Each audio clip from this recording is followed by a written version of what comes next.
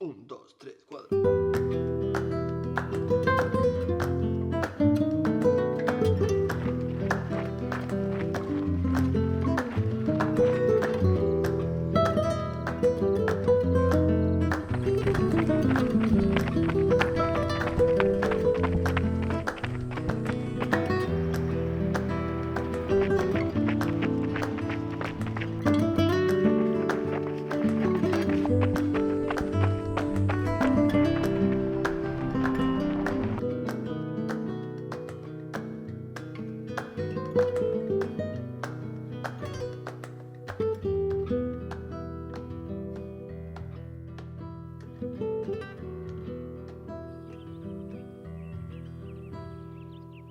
Dude, this corner is dusty as fuck.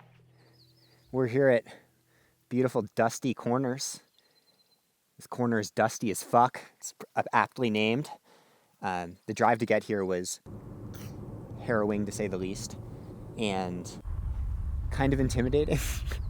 But, so what are we doing? We are running from Dusty Corners to other aptly named locations like Deadwood Cemetery, Devil's Thumb Climb.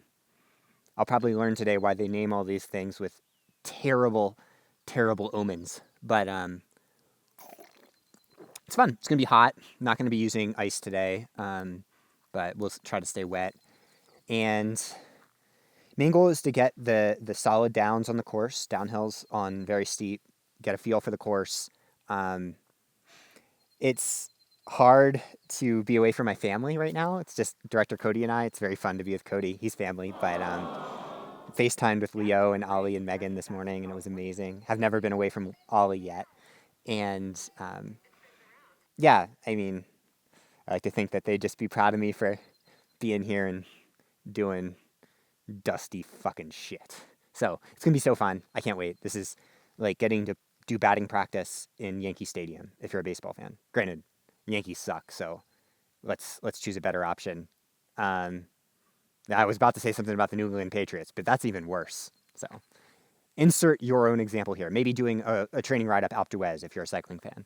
And I'm going to be thinking about all the legends that have been here before me. And, you know, I get to do a group run with ghosts. So that's going to be a blast. Plus, I have a new watch from the feed, a Garmin that has a route on it. So I'm going to be following a route on my watch, which, you know, I'm coming up on 37 years old. This newfangled technology is beyond me. I'm getting too old for this shit. So the navigation parts will be fun too. So it's going to be a little difficult to get in all the hydration and fueling and everything I need since I won't see Cody for infinite amounts of vert. But I will have a filter bottle of things I can just get from creeks and hoping for the best. So thanks so much for being here. This is going to be a really interesting experience, and I'm hoping to come away today with like a mix of confidence and humility, that place where I think athletes thrive, of understanding what I'm getting into and being excited for what I'm getting into, but also respecting what I'm getting into. And hopefully, if I'm talking to you at the end of today in one piece, I'm looking back with health, you know, ready to go for the rest of this little build, which is just 5 days now before the taper, and also the confidence that on a good day I can win this thing. But there's also a chance I'm talking to you at the end of this with, like, you know, some hurt ego, and that'll be a good lesson to learn too. Either way, it's going to be a blast, so let's do it.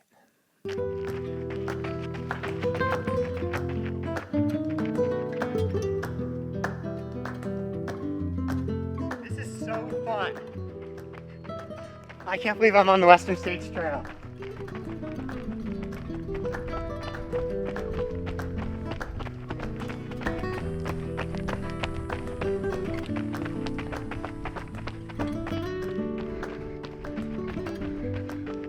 So we drive an hour from here in Forest Hill, where we're staying, to Dusty Corners, which is mile 38 on the Western States course. And the reason we went there is that the next 24 miles are the parts that make or break you at Western States. And I think what's really significant, and what I know from coaching, is that that section has broken a lot more people than it's made. And I see why after running it today. So we started at Dusty Corners, and you just shoot off onto the Western States Trail. And What a dream. it's just like this wave of immense gratitude just comes over me because, I mean, I barely run on the Western States Trail and I owe it so much. And, being on it and just being like, wow, we're here, like back in December when we started this video series, or October when I got the golden ticket, or even a few weeks ago when I got a knee injury that I was concerned about. Like, I never really thought I'd get here. I always say, like, stay in the mile you're in. So you don't want to ever think too far ahead. So I never thought too far ahead, even as I tried to plan for it. But stepping onto that trail and experiencing that, something I'm never going to forget. And that was like 0.2 miles into the run.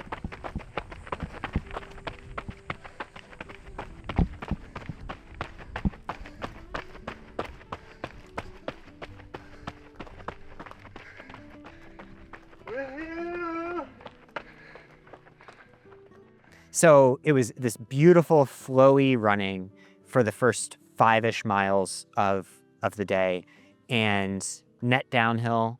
I just flowed at low heart rate and got the all-time fastest time on that section, which is a nice little prize to come away with on your Strava file. But also gave me a little bit of a feeling of, oh, okay, they're human, right?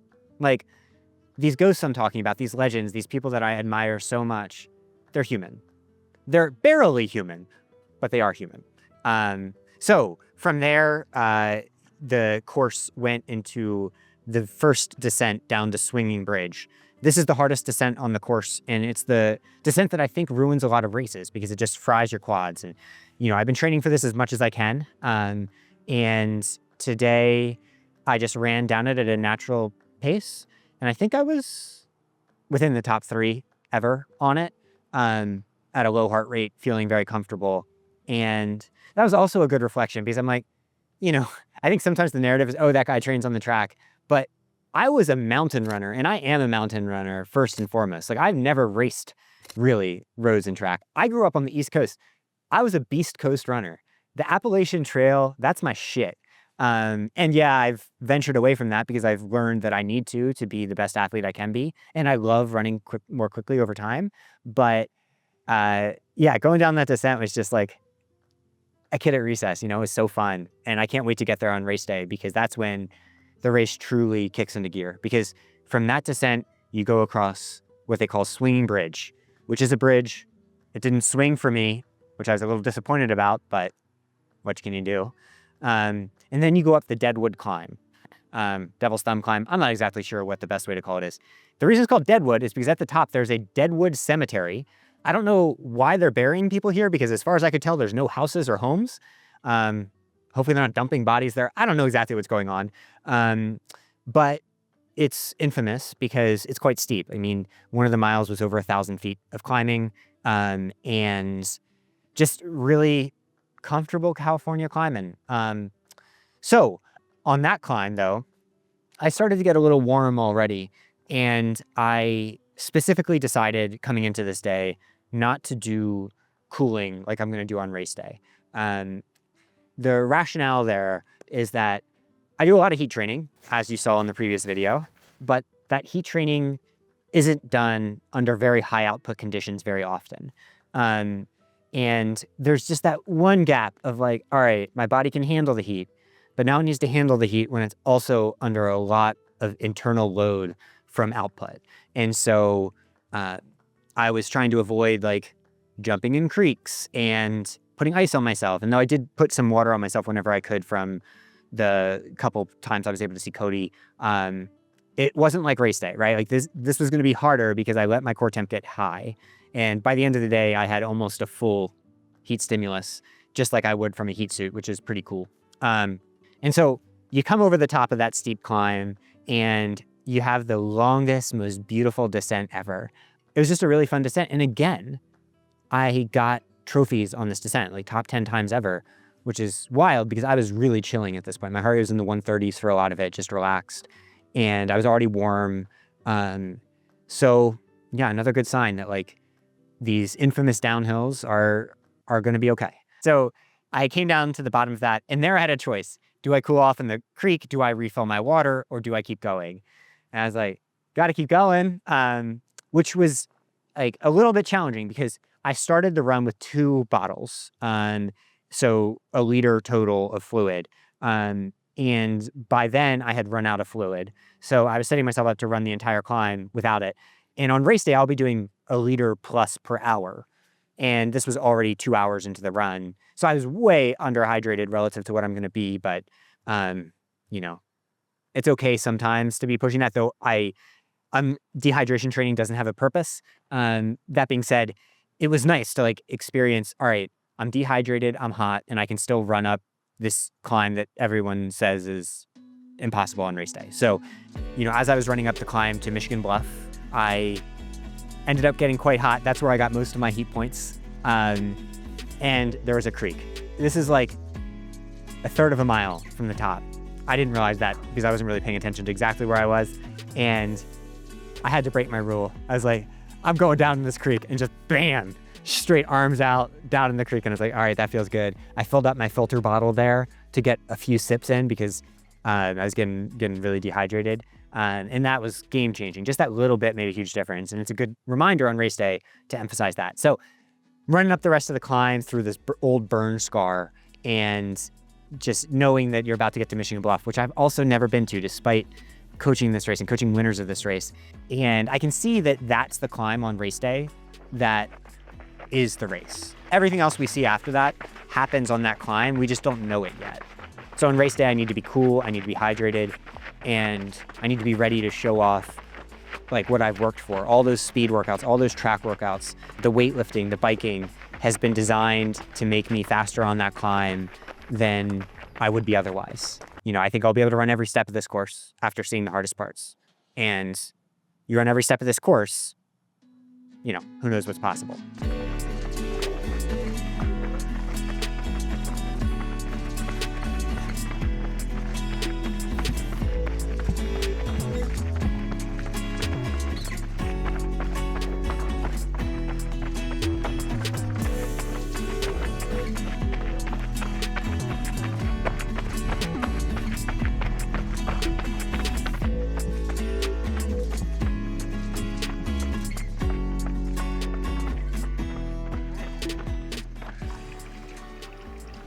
GI training.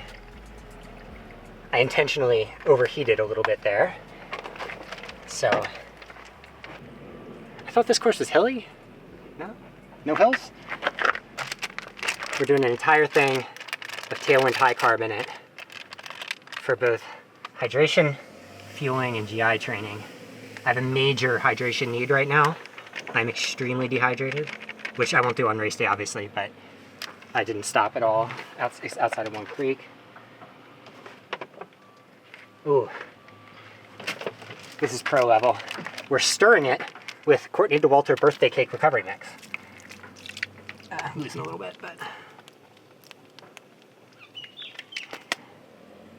it's gonna taste like nectar of the gods.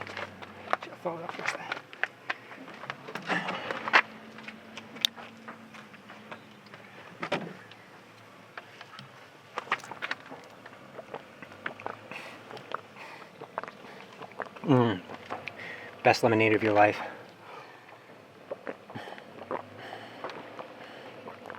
So coming over that, and it was delightful because then got to do the GI training, which was 90 grams of carbs, of Tailwind High Carb in a big thing of water, and then also fill up 2 more bottles, cool off, for the rest of the run from Michigan Bluff to Forest Hill.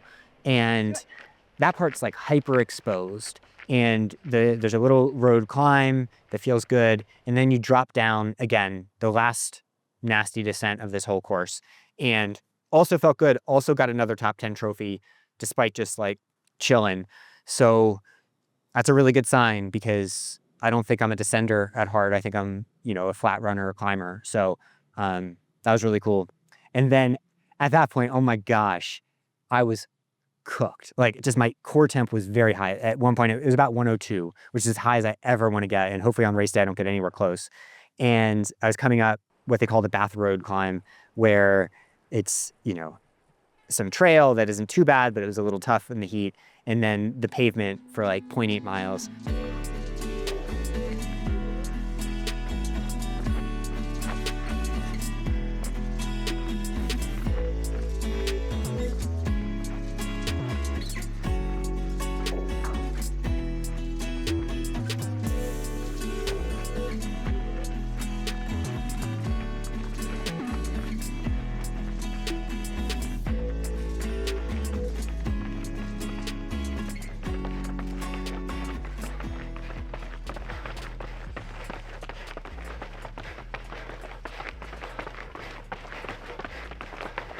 was just kind of fun to be like, wow, I get to be in this little miniature pain cave on the Western States course. That's in a very controlled way, and it was all intentional, but like, how cool. Because on race day, I'm hoping I don't feel any of that pain cave, right? Like if it goes according to plan, the race gets hard for other reasons, but not because, you know, I'm seared to a crisp. I'm a lobster boy or whatever. So I was able to run well up and over that climb and into Forest Hill.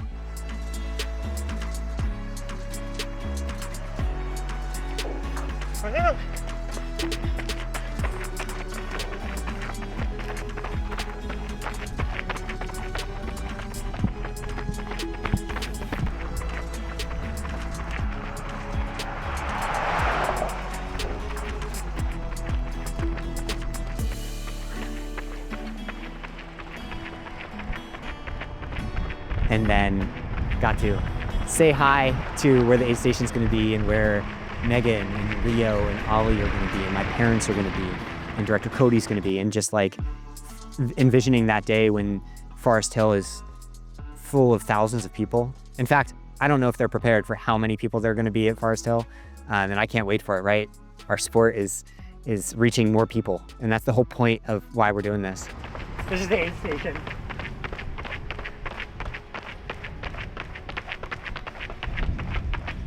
Practice at 9.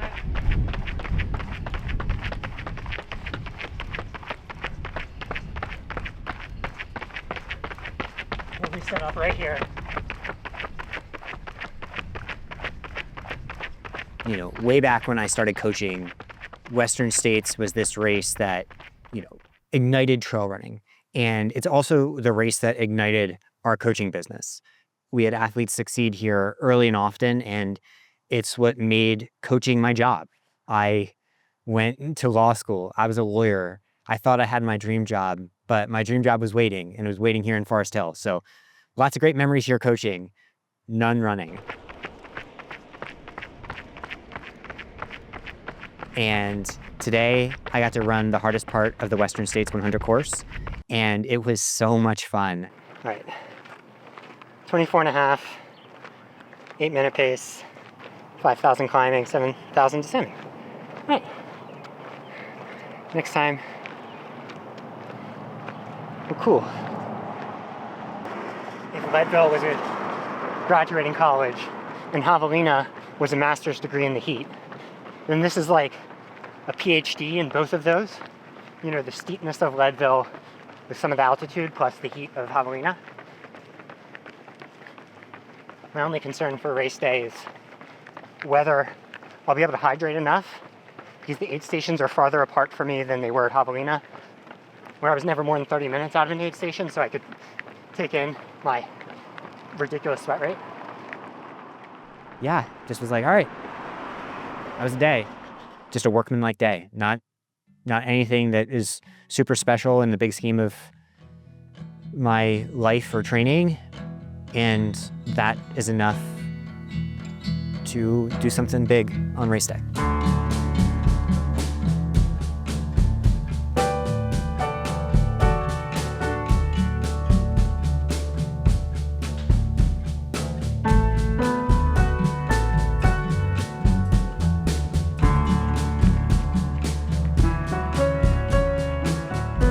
Nervous. Good.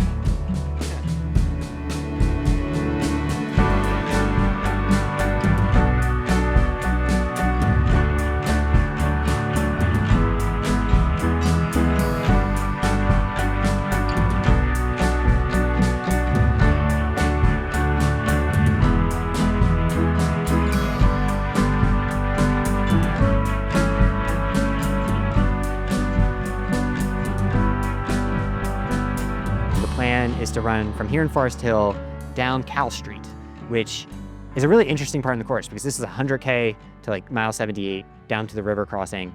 And this is the place that if athletes feel good, they really start moving up. That being said, the old wisdom used to be the race doesn't start till Forest Hill. That's not the way it's going to work this year. It's not the way it's ever going to work again. The race starts at mile 1, and it's going to be basically not over, but like you're gonna know a lot by Forest Hill because the gaps are gonna be huge. Just seeing that course, like the way people run this nowadays. So I think in the old days it was about, all right, now who can hammer? Now it's gonna be about, all right, who can survive the best?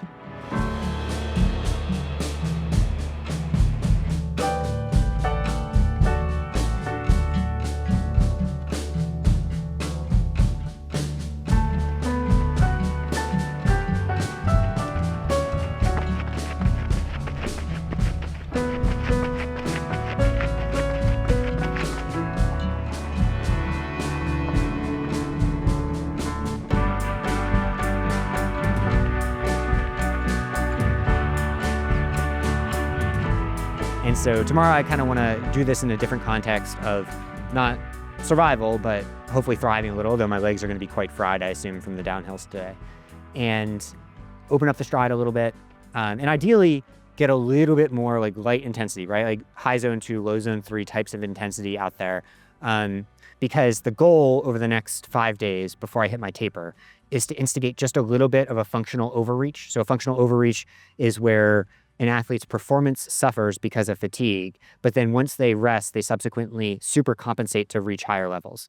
I very rarely functionally overreach in training because it's introduces the danger of non-functional overreach, which is negative for both health and fitness outcomes. And health comes first. Health is at the top of our order of priorities. But when you're going into a 100-miler, you get a sweet taper. Like I take so many rest days in my tapers. Probably going to take 4 or 5 rest days in the 2-week cycle and not do much challenging work. So it's an okay time to kind of toe that line. And so that's going to continue tomorrow with a little bit of pushing, hopefully, as long as everything's okay. Nothing crazy. And then a few more days that are challenging, and then shutdown time is here. And yeah, just wild. I can't believe it.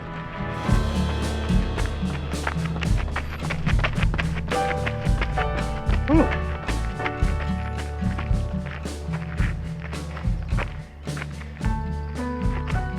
I'm at 18.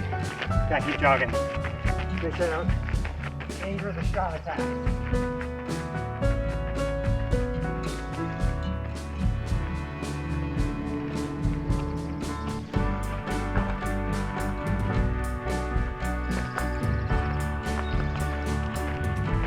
Whew. That part of the course was actually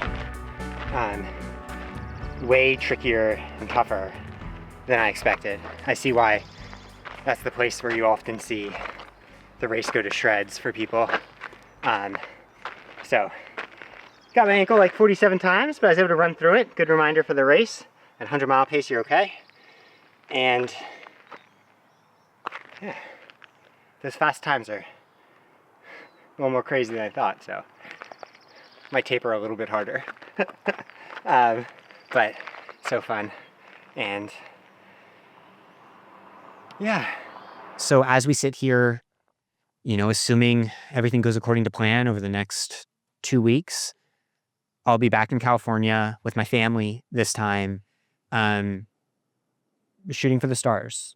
The dream has only gotten scarier, you know? Like, I saw the course today.